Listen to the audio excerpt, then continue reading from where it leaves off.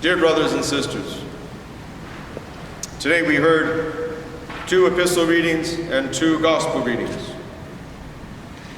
Of course, each Sunday there are particular or specific readings assigned. Today, for Sunday, we read from Paul's epistle to the Romans and also from the Gospel of Matthew, the healing of the 2 blind men.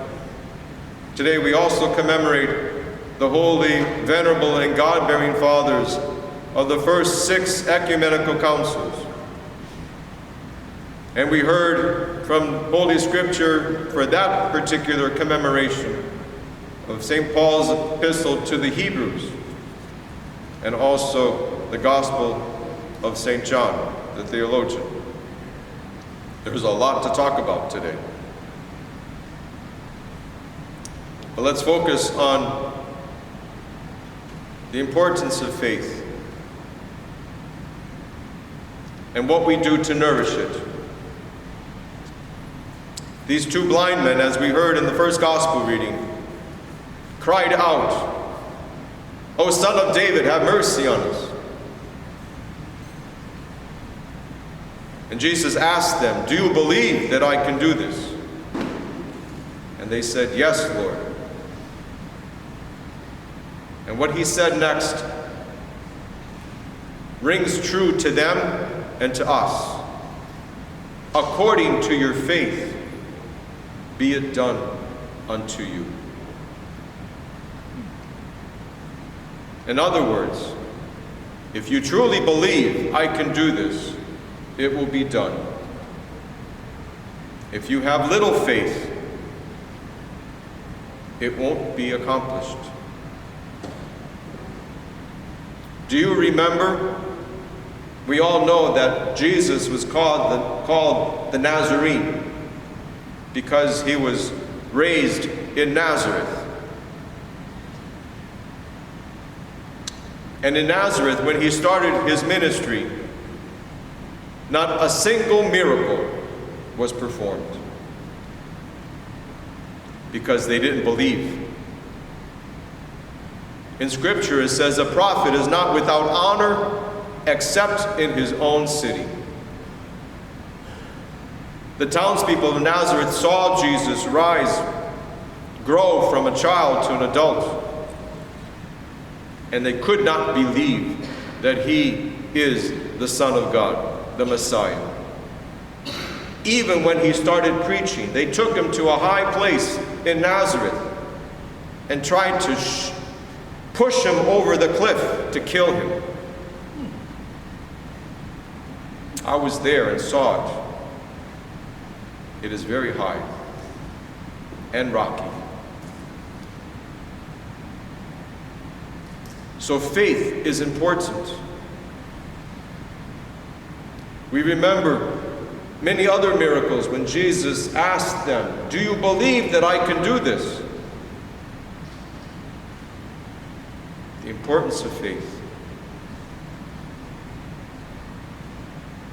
Today, commemorating the Holy Fathers of the first 6 ecumenical councils, we ultimately remember their sacrifices and their teachings to make clear for all of us the tenets of our faith.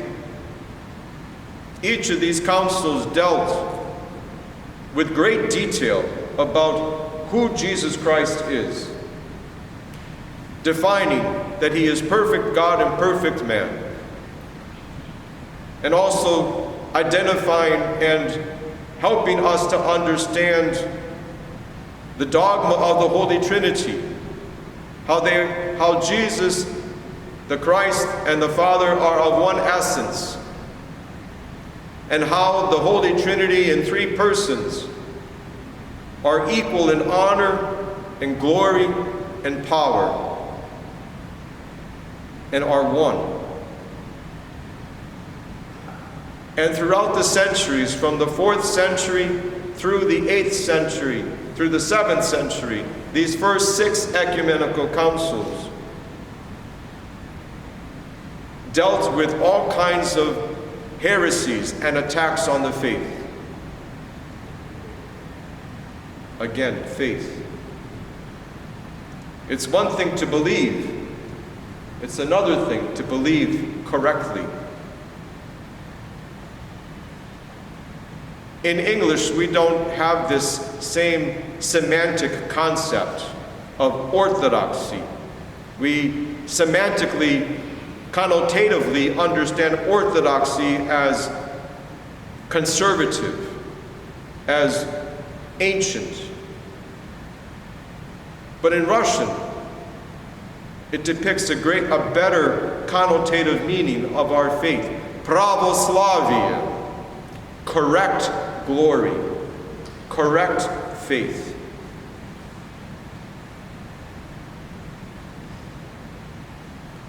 It is so important for us to know our faith.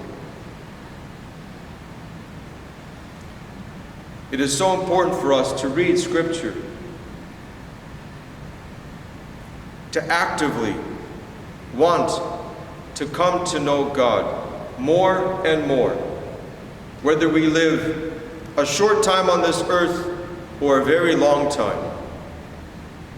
Ultimately, our faith should continuously grow.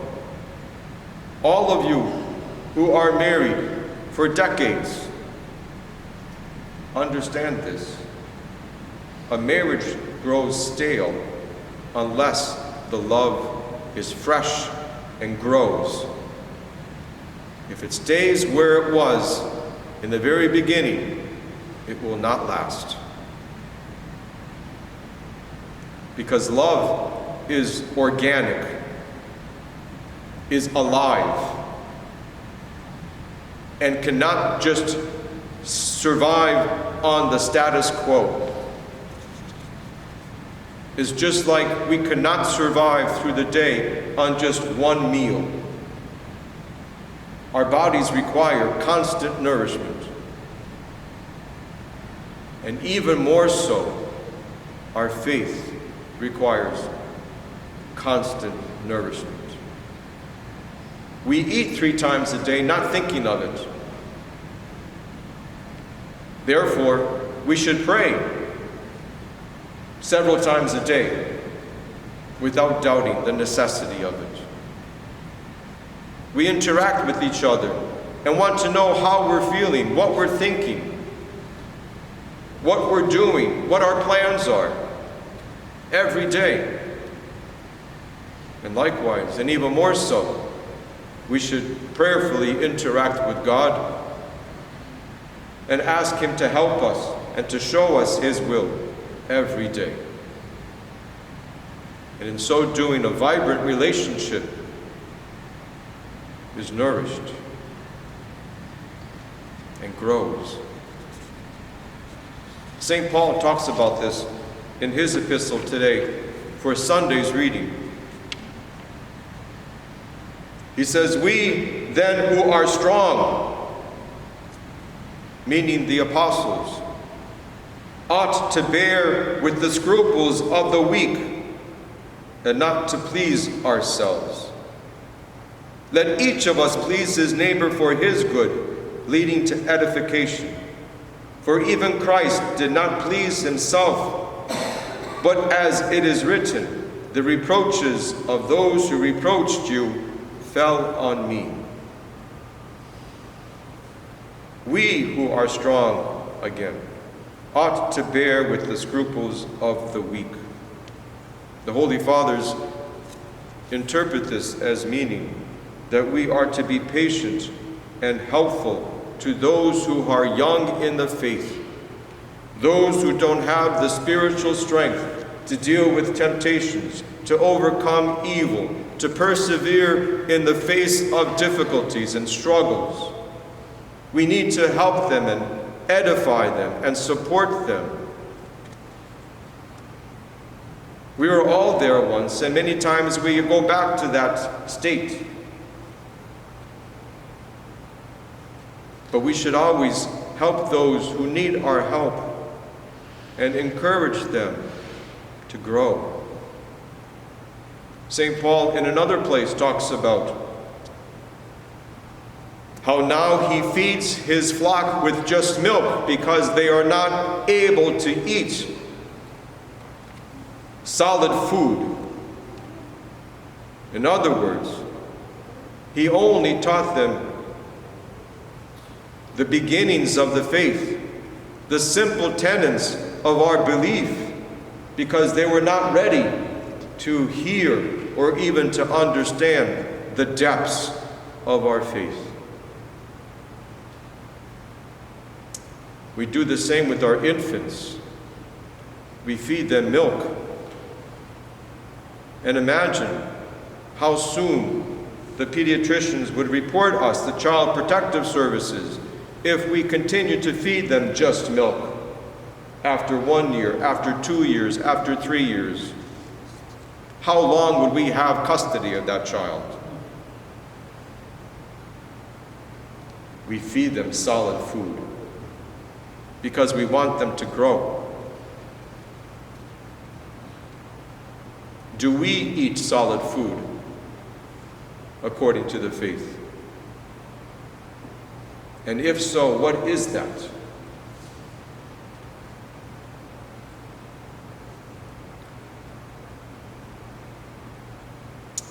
What we know today, brothers and sisters, is it more than what we knew 10 years ago? The prayer rule that we follow today, is it longer and more demanding than it was 10 years ago?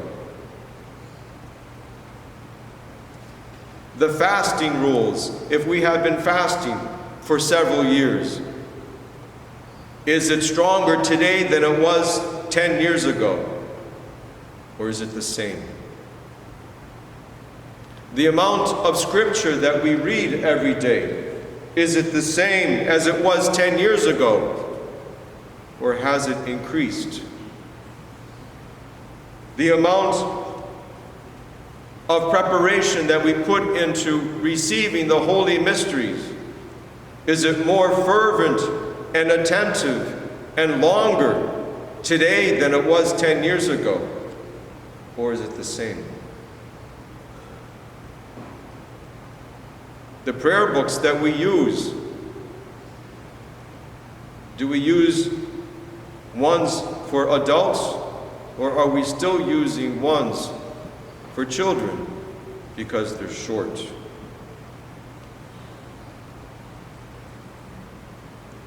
We wonder why we don't see miracles.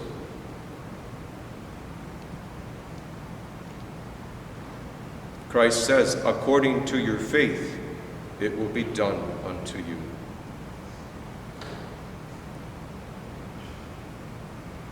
So, the message is clear. We have to grow every day. And yes, daily life gets in the way. Sickness, temptations, stress at work, paying the bills, running to the store, dealing with our kids who don't listen to us. The temptations abound. And on top of that, there are many other exciting things to do in this life. We go on boat trips, we go on vacations, we go to many different places. We can't go to the movie theaters right now, but I'm sure we watch plenty of movies at home. We fill our days with so many interesting things. According to your faith, be it done unto you.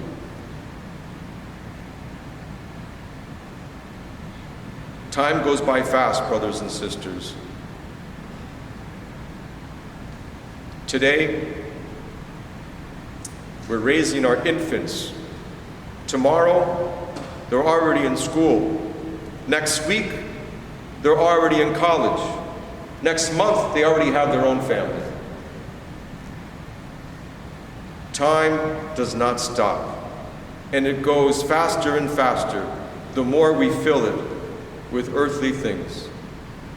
The devil wants this to happen. He wants us to be immature in faith.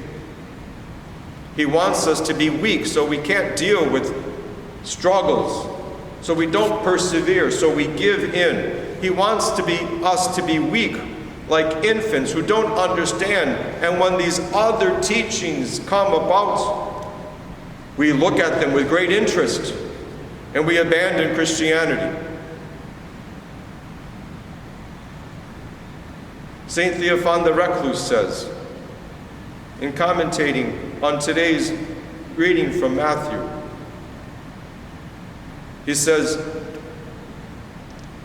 what Christ said, according to your faith be it done unto you, is something like the size of our lungs. The larger our lungs are, the more air we can bring into our lungs. And the more oxygen we have, the stronger we become. And so, logically, the greater the faith that we have, the more that it brings to us God's grace. And the more of God's grace we have, the more of a righteous life we can lead. The more great things we can do, like forgive, and be patient, and be humble, and be merciful, and forgiving. The more faith we have, the more miracles we will see. But if we only eat or drink milk, then we'll never be strong enough to tackle the real issues of life. And the real issues of life is not work, is not the house or the mortgage, is not the traffic and the difficulties we have to deal with. The real issues of life is what's in our hearts and how we believe and how we live according to that faith. So when Christ says to us, according to your faith, be it done unto you, let us increase our faith, pray more, fast more, read Holy Scripture more, come to know God on a deeper level, year after year after year, so that we can be healed, and so that more of God's grace will fill us, will fill our souls, and in us will swell out waters of living grace, as Jesus says to the Samaritan woman.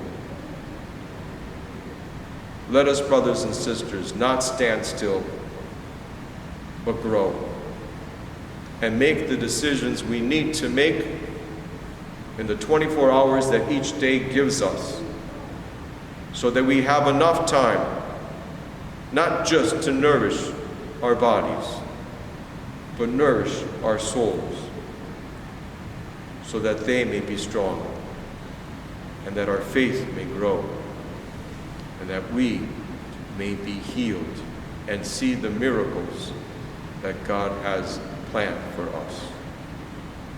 According to your faith, be it done unto you. Amen.